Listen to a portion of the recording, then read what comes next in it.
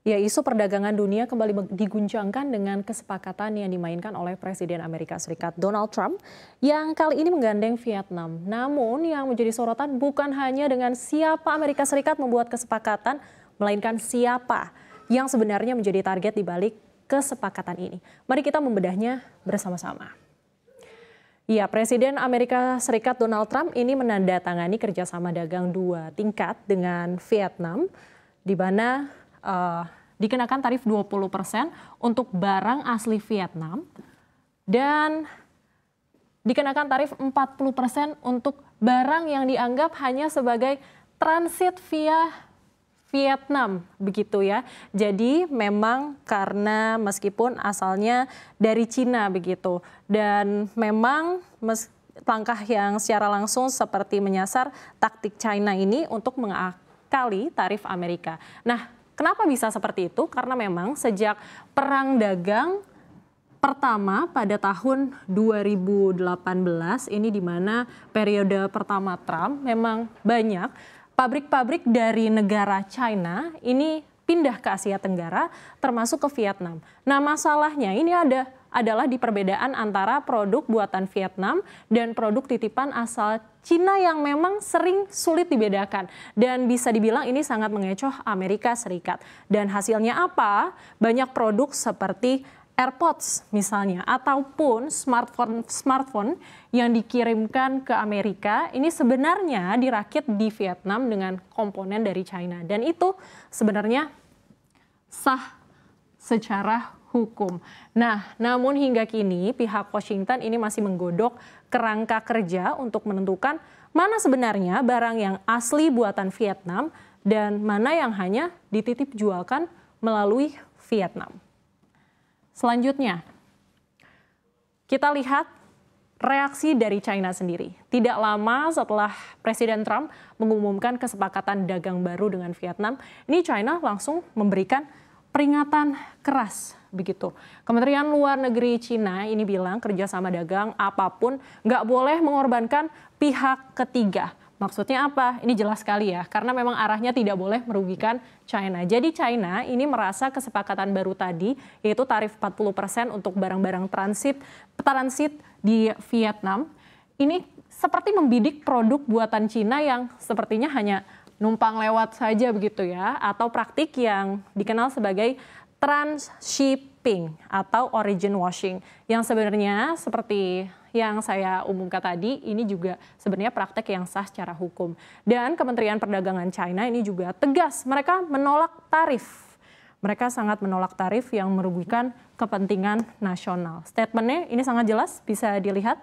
Juru bicara Kementerian Perdagangan Cina, Ye Hongchan, ini mengatakan, kami senang melihat semua pihak menyelesaikan perbedaan ekonomi dan juga perdagangan dengan Amerika Serikat melalui konsultasi yang setara. Tapi kami dengan tegas menentang pihak manapun yang mencapai kesepakatan dengan mengorbankan kepentingan Cina. Jadi singkatnya mungkin Cina merasa terprovokasi dan Trump ini tampaknya tahu benar ya bagaimana cara menekan Cina di titik yang sensitif. Selanjutnya, ini data pengiriman barang Cina ke Asia Tenggara dan juga Amerika Serikat, karena data itu tidak pernah bohong. Jadi pengiriman barang ini dari Cina ke Asia Tenggara lagi-lagi pecah rekor. Tidak hanya ke Vietnam saja, tetapi juga ke Asia Tenggara lainnya seperti Indonesia, seperti Malaysia, begitu, dan juga Singapura. Ini bisa dilihat data yang dihimpun oleh Citigroup menunjukkan korelasi kuat nih antara lonjakan ekspor Cina ke negara Asia Tenggara pada tahun 2022 ini naik, dan puncaknya di tahun 2024 di mana ada kenaikan yang signifikan, ini mendekati 150 juta US dollar. Sementara impor AS dari Asia Tenggara ini juga pola grafiknya juga ikut naik mengikuti grafik ekspor Cina ke Asia Tenggara yang melonjak hampir mendekati 150 juta USD di tahun yang sama, yaitu tahun 2024 maksud kami. Dan hal ini mengundang tanda tanya yang cukup besar dan menaruh kecurigaan pihak Washington mengenai praktik titip jual tadi atau yang biasa disebut transshipment. Hal ini juga diperkuat dengan pernyataan ekonom Asia dari Morgan Stanley dari Com yang mengatakan bahwa barang-barang yang ditujukan untuk pasar AS mungkin ini dikirim dari pabrik-pabrik Cina yang ada di negara Asia Tenggara tadi, dan apa yang mereka buat di pabrik-pabrik mereka di Cina ini akan dikirim ke seluruh dunia.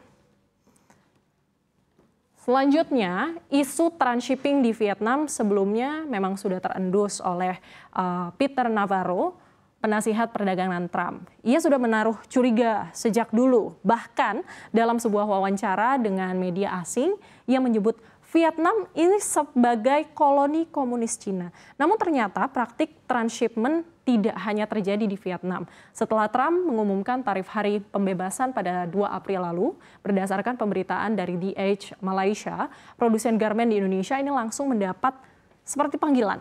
Perusahaan-perusahaan Cina ini mulai mendekati produsen garmen lokal untuk jadi mitra transshipping. Dan Ketua Asosiasi Produsen Benang dan Serat Indonesia, Retma Gita Wirawasti, ini mengatakan bahwa tawaran untuk transshipment ini tiba-tiba muncul.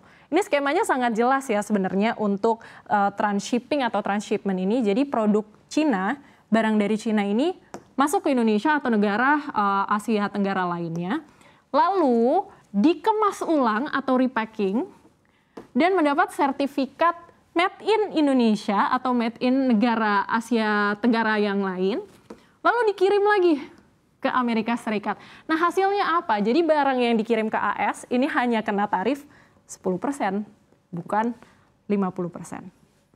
Nah ini jadi kalau misalnya dikirim langsung ke Amerika Serikat dari China, ini kena tarifnya hampir 50%. Kalau misalnya dari negara Asia Tenggara lainnya hanya jadi 10%. Dan ini tentunya karena mereka seperti ganti baju di negara ASEAN yang tadinya harusnya made in China, ini jadi mungkin made in Indonesia atau negara Asia Tenggara lainnya. Dan inilah yang sedang disinyalir, sedang dibidik oleh pihak Gedung Putih.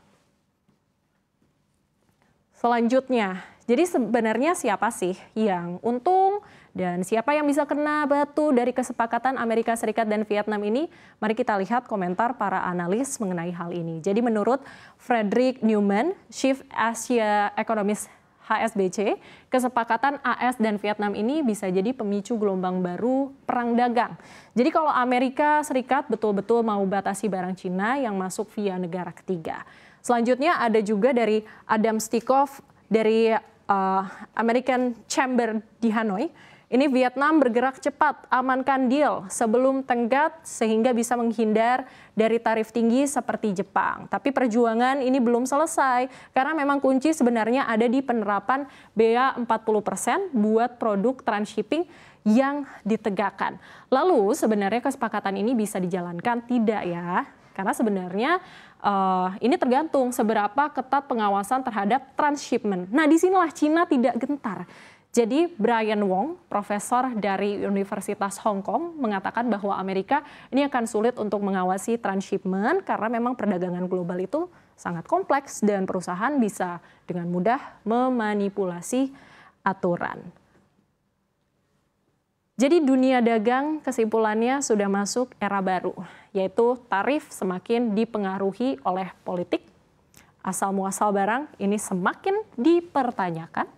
Jika Amerika tidak bisa mendeteksi transshipment dengan akurat, mungkin kesepakatan ini hanya menjadi simbol politik tanpa taring, hingga pada akhirnya yang paling pandai dalam memainkan strategi dialah yang menang.